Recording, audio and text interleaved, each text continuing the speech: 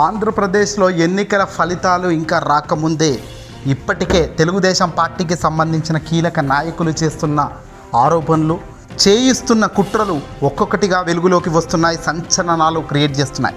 ముందుగా తెలుగుదేశం పార్టీకి సంబంధించిన మాజీ ముఖ్యమంత్రి నారా చంద్రబాబు నాయుడు గారి పుత్రరత్నం నారా లోకేష్ విదేశాల నుంచి ఆడుతున్న ఒక కుట్ర ఇప్పుడు బట్టబయలైంది.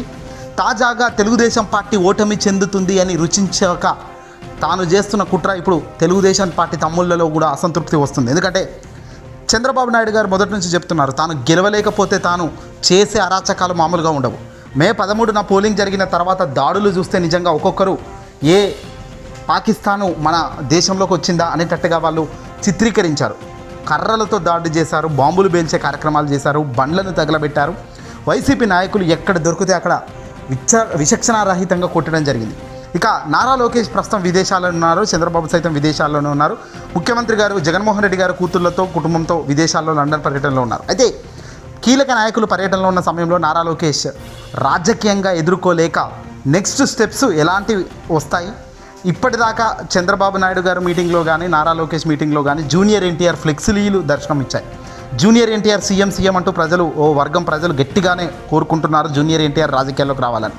ఇక తెలుగుదేశం పార్టీలో జూనియర్ ఎన్టీఆర్ పాత్ర ఏంటి, అసలు ఎందుకు ఆయన అవసరం ఉంటుంది, మాకు అవసరం ఉండదు, ఆయన రాజకీయాల్లో ఎప్పుడున్నాడు అంటూ బుద్ధా వెంకన్న సంచలన వ్యాఖ్యలు చేశారు. లోకేష్ ఆదేశాలు లేనిది బుద్ధా వెంకన్న ఈ వ్యాఖ్యలు చేశారని అయితే మనం క్లియర్గా అనుకోలేము. కానీ బుద్ధా వెంకన్న ఎప్పుడైతే ఈ మాటలు మాట్లాడాడో, బుద్ధా వెంకన్న ఎప్పుడైతే ఈ వ్యాఖ్యలు చేశారో మీడియా అటెన్షన్ కూడా పూర్తిగా మారింది. నారా లోకేష్కు టీడీపీ పగ్గాలు ఇవ్వాలి అంటూ కూడా ఎల్లో మీడియా వేదికగా శాటిలైట్ ఎల్లో ఛానల్స్ రెచ్చిపోయారు.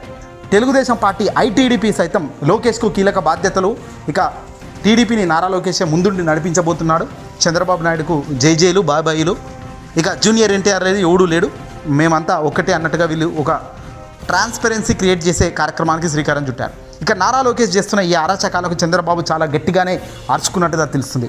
నారా లోకేష్కు చంద్రబాబు గట్టిగా చురుకులు అంటించారట. ఇలాంటి పరిస్థితుల్లో తీసుకురావడం కరెక్ట్ కాదని, ఇంకా ఫలితాలు బయటకు రాకముందే మనం చేస్తున్న ఇవన్నీ ఎలాంటి మెసేజ్ ప్రజల్లోకి ఇస్తాయి అంటూ చంద్రబాబు గట్టిగా అరిచినట్టుగా తెలుస్తుంది. ఇక్కడ ఒకే దగ్గర వీళ్ళంతా ఉన్నప్పటికీ ఒక్కొక్కరు చేస్తున్న ఒక్కొక్క నాటకీయ ప్రక్రియకు తెలుగు తమ్ముళ్ళు ఇక్కడ ఆంధ్రాలో మాత్రం కంగు తింటున్నారు.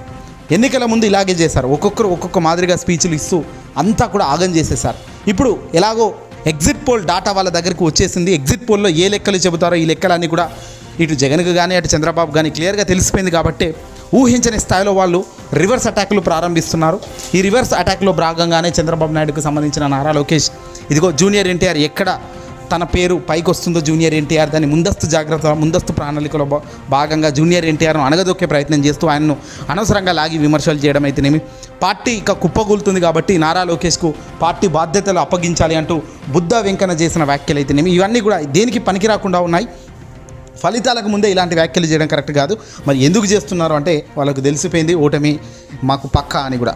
ఏదేమైనప్పటికీ కూడా దాడులు చేసే దానికి ఒక అరాచక విధ్వంసాలు సృష్టించేందుకు ఒక పక్క ప్రణాళికలతో విదేశాల్లో వీళ్ళంతా ప్లాన్ చేస్తున్నట్టు తెలుస్తుంది. బహుశా అందుకే టీడీపీ అజ్ఞాతంలోకి వెళ్ళిపోయింది. మరి వీళ్ళ సైలెన్స్ దేనికి వైలెన్స్ అన్నది కూడా ఇప్పుడు ప్రథమ చర్చగా మారింది ఆంధ్రప్రదేశ్ రాష్ట్రంలో. ఎందుకంటే గడిచిన 40 ఏళ్లలో ఎప్పుడు ఎన్నికల ఫలితాలకు ముందు ఈ మాదిరిగా ఇంత సైలెంట్గా టీడీపీ నేతలు ఉండలేదు.